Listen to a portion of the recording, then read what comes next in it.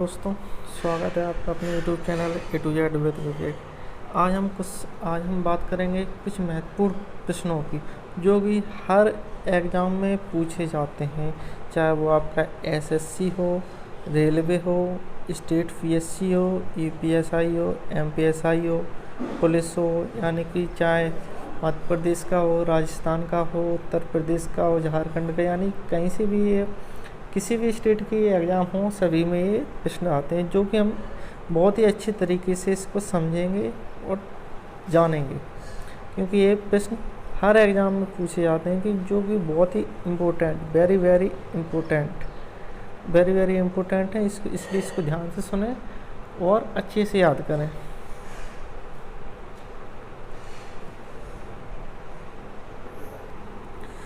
चलिए आते हैं हम पहले क्वेश्चन पर। किस मौर्य राजा ने दक्कन पर विजय प्राप्त की थी? यानी कि आपको ये बताना है कि किस मौर्य राजा ने दक्कन पर विजय प्राप्त की। तो उसका आंसर है कुषाण। कुशाल वंश का एक राजा था, मौर्य वंश का एक राजा था कुषाण, उसने ये मौर्य दक्कन पर विजय प्राप्त की थी। अगला क्वेश्चन है, मेगास्थनीज द्वारा अपनी पुस्तक में समाज को कितने भागों में बांटा गया था?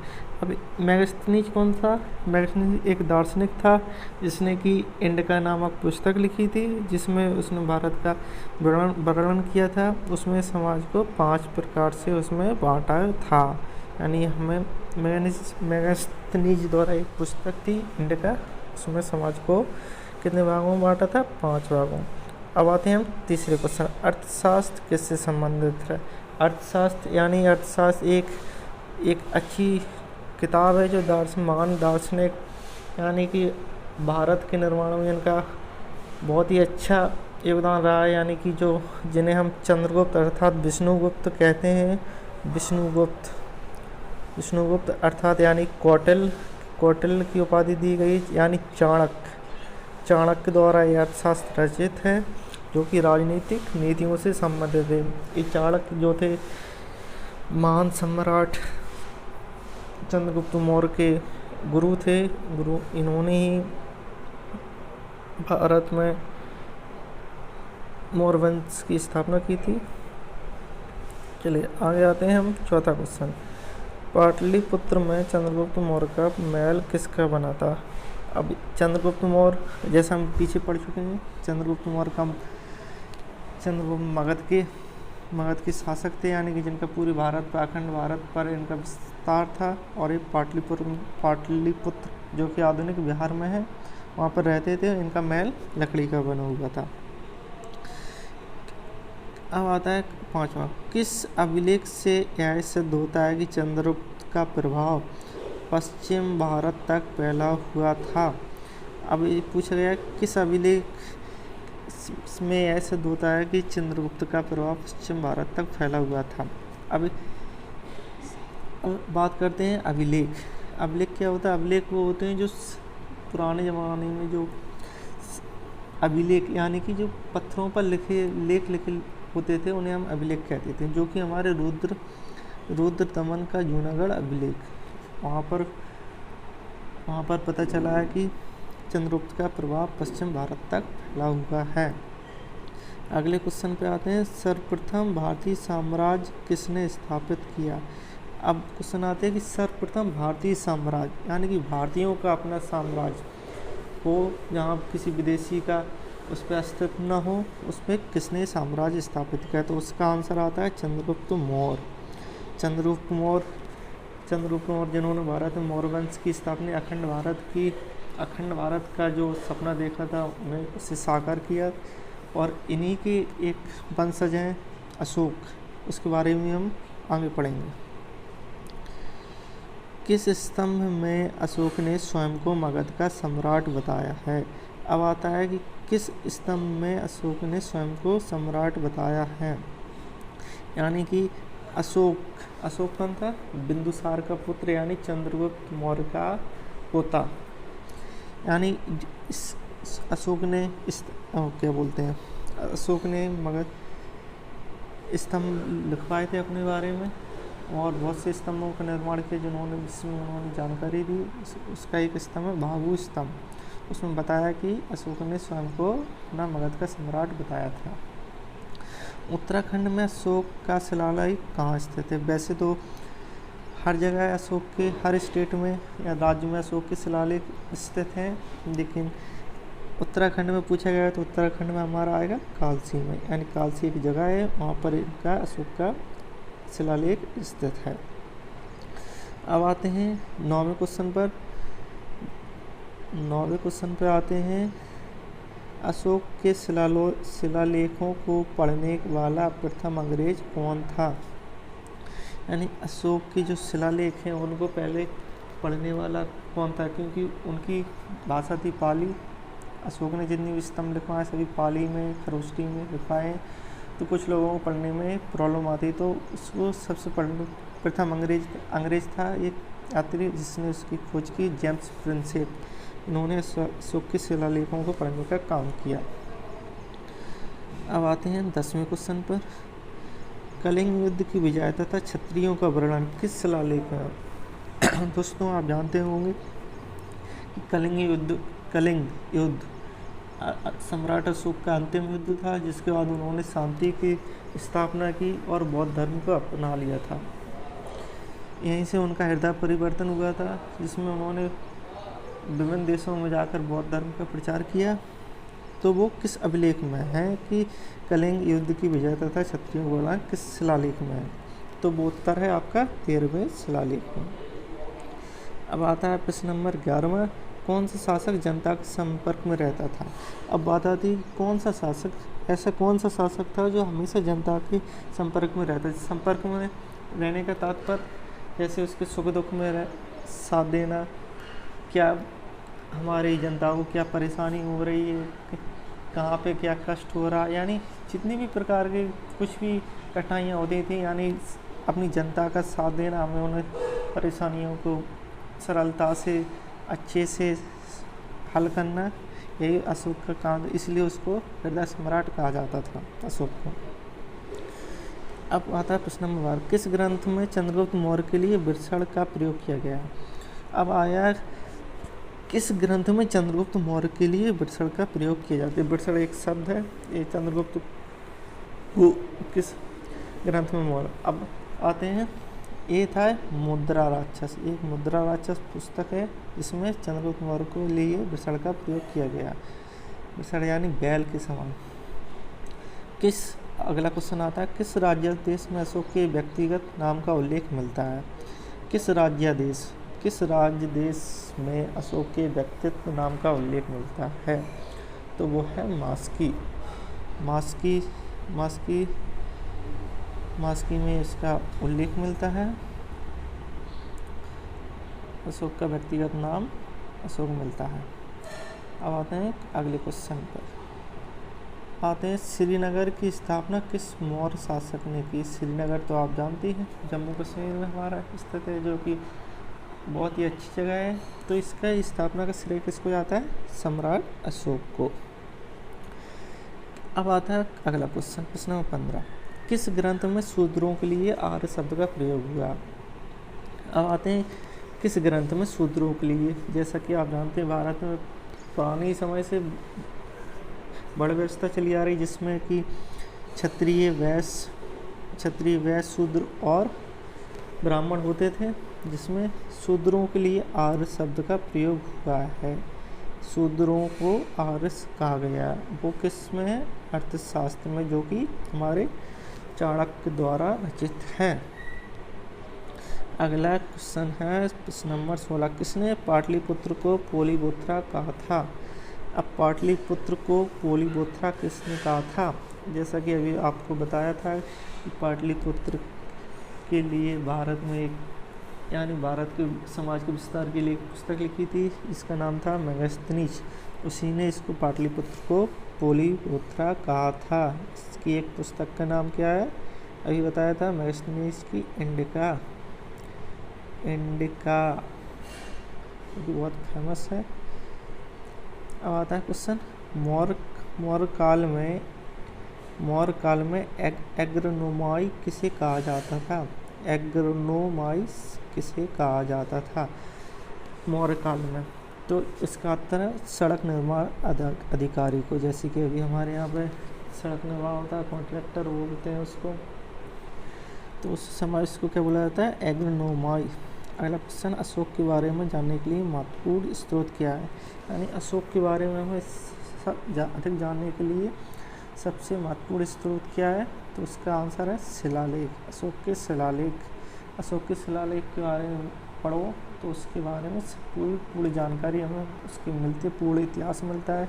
अशोक ने कौन से अच्छे कार्य किए, कौन सी विजय प्राप्त की, जैसे उनका हृदय परिवर्तन हुआ, कैसे शिक्षा ग्रहण की, हर चीज़। अगला क्वेश्चन है, भारतीय लिखने की कला नहीं जानती है, किसने कहा।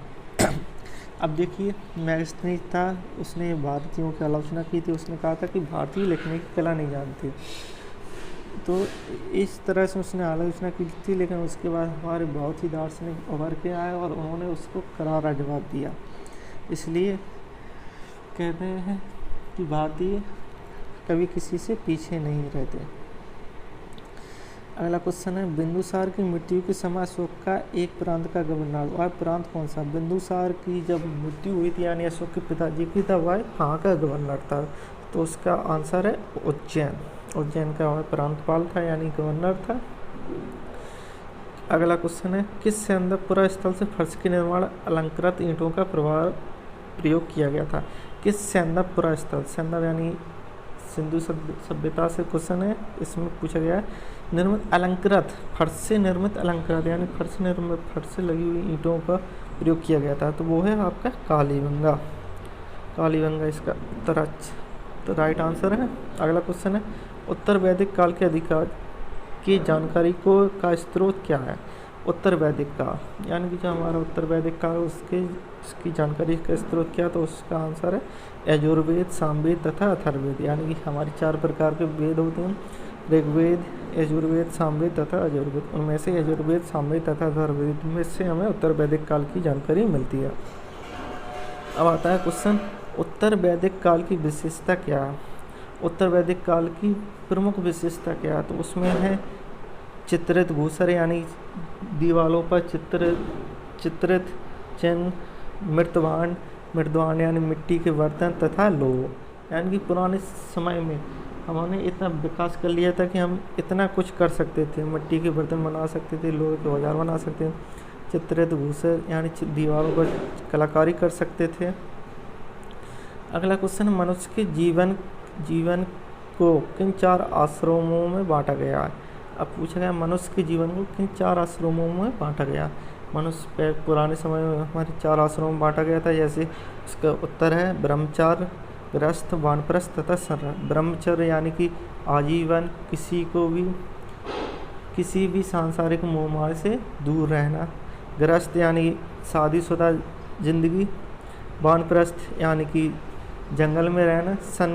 संन्यास भी एक तरह से सन्यासी, जैसे हमारे समाज वर्तमान में बाबा लोग करते हैं, नागा साधु, एक तरह से संन्यास है। अब अगला क्वेश्चन है, नाटकों के मंचन को क्या कहा जाता था। उस समय नाटकों के इतिहास में नाटकों के मंचन को क्या कहा जाता था, तो उसका उत्तर है सैलूस। अगला क्वेश्चन आते हैं प्रश्न नंबर 26 पर, वैदिक काल का सबसे बड़ा और ज़्यादा लोह पुंज कहाँ मिला। वैदिक काल का सबसे बड़ा और ज़्यादा लोह पुंज, यानी वैदिक काल में सबसे बड़ा और सबसे ज़्यादा लोहे पुंज यानी लोहे का स्थान कहाँ पर प्राप्त हुआ है, तो उसका उत्तर है अंतर्जी खेड़ा। अगला क्वेश्चन है, धनवान व्यक्ति को क्या कहा जाता था, एव्य। उस समय पुराने समय में धनवान व्यक्ति को एव्य कहा जाता था। अगला क्वेश्चन है 28, उत्तर वैदिक काल में किन सिक्कों का जिक्र मिलता है। उत्तर वैदिक काल में किन सिक्कों का जिक्र मिलता है, तो यानी कि उस समय 3 प्रकार के सिक्के चलते थे, जिसको निष्क कहा जाता, शतमान तथा कषणन। निष्क, शतमान तथा कषणन कहा जाता था। अगला क्वेश्चन है 29, मिट्टी के एक विशेष प्रकार के बनाए बर्तन को क्या कहा जाता था। यानी उस समय पुराने समय में मिट्टी के एक विशेष प्रकार के बर्तन बनाए जाते थे, उसको क्या कहा जाता, तो उसका उत्तर है चित्रित दूसर मृतवान। जैसे कि अभी बताया, यानी मृत मिट्टी के बर्तन और उस पर एक कलाकारी अच्छी सी चित्र द्वारा कलाकारी क्या कहते हैं, चित्रित दूसर मृतवान। अगला क्वेश्चन है तीसरा 30 नंबर का, 24 बैल द्वारा खींचे जाने वाले हलों का उल्लेख कहाँ मिलता है। अब देखिए ये अच्छा सा क्वेश्चन है।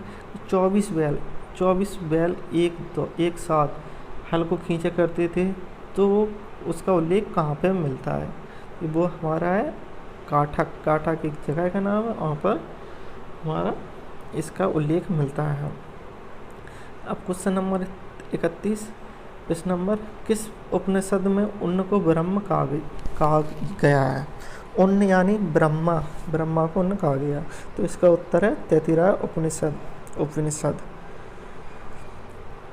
अब क्वेश्चन नंबर 32 प्रश्न नंबर 32 आता है, यजुर्वेद में हल को क्या नाम दिया गया है। यानी यजुर्वेद है जो हमारा वेद है, उसमें हल को क्या नाम दिया गया है, तो उसका उत्तर है शीर यानी छेद करने वाला। अगला क्वेश्चन है 33 प्रश्न नंबर 33, उत्तर वैदिक काल के महत्वपूर्ण देवता थे। उत्तर वैदिक काल के प्रमुख देवता महत्वपूर्ण कौन से थे। प्रजापति, यानी जो प्रजा का पालन पोषण करता था प्रजापति, वही हमारे प्रमुख देवता थे। काफ़ी हद तक अच्छा था। अगला क्वेश्चन है, शूद्रों के देवता के रूप में कौन प्रचलित थे। अगला क्वेश्चन, शूद्रों के देवता के, जैसे कि सभी जानते हैं पहले ये सभी के अलग अलग देवता थे, शूद्र के अलग, क्षत्रिय के अलग, वैश्य के अलग। तो इस प्रकार जाति व्यवस्था ज़्यादा थी, इसलिए सभी के देवता अलग अलग बना दिए गए थे। तो उस समय उसको क्या कहा जाता था, पूषण। राज्याभिषेक का किस वेद में उल्लेख है। राज्याभिषेक यानी कि जो राज्य का राज्याभिषेक होता है राजा का, उसका उल्लेख किस वेद में है, तो उसको उल्लेख है अथर्ववेद में। जो हमारी 4 वेद हैं उनमें से एक है अथर्ववेद, उसमें इसका उल्लेख है। अब प्रश्न नंबर 36, छोटे न्यायालय को क्या कहा जाता था। तो छोटे न्यायालय थे जो ग्राम, जैसे अभी चलते हैं हमारे यहाँ पर सत्र न्यायालय जिला लेवल से और छोटे होते हैं, ग्रामीण न्यायालय होते हैं, तहसील स्तर पर होते हैं, तो उनको कहा जाता है ग्राम में वादन। यानी गांव में जो न्यायालय होते थे उनको क्या कहता था, ग्राम में वादन। प्रश्न नंबर 7, उत्तर वैदिक यज्ञ कौन से थे। यानी उत्तर वैदिक काल में प्रमुख यज्ञ होते थे, जैसा कि आपने देखा होगा, सुना होगा, अश्वमेध यज्ञ हुआ था राम और सीता के लिए, भगवान राम ने करवाया था। तो उस पर बहुत ही युद्ध हुआ था लव कुश द्वारा। तो ये प्रथम प्रमुख यज्ञ थे, राजसूय यज्ञ, वाजपेयी यज्ञ, अश्वमेध यज्ञ, अग्निहोत्रम यज्ञ। प्रश्न नंबर 38, पुनर्जागरण की शुरुआत कहाँ से मानी है। अब पुनर्जागरण का अर्थ होता है कि एक नई क्रांति, नई व्यवस्था को लागू करना। वो कहाँ से हुई थी, इटली के फ्लोरेंस नगर से। अगला क्वेश्चन है आपका क्वेश्चन नंबर 29, किस व्यक्ति ने गांधी जी के नमक सत्याग्रह की तुलना नेपोलियन की पेरिस यात्रा से की थी। यानी किस व्यक्ति ने गांधी जी के नमक सत्याग्रह की तुलना नेपोलियन की पेरिस यात्रा से की थी। तो उसका आंसर है सुभाष चंद्र बोस, अपने आज़ाद हिंद सेना के संस्थापक सुभाष चंद्र बोस। अगला क्वेश्चन है, फ्रांसीसी ईस्ट इंडिया कंपनी की स्थापना किस वर्ष हुई थी। फ्रांसीसी ईस्ट इंडिया कंपनी की भारत में कब स्थापना हुई थी, 1664 में। आज के लिए बस इतना ही। अगर क्वेश्चन अच्छे लगे हो तो लाइक करें, शेयर करें, सब्सक्राइब करें। धन्यवाद।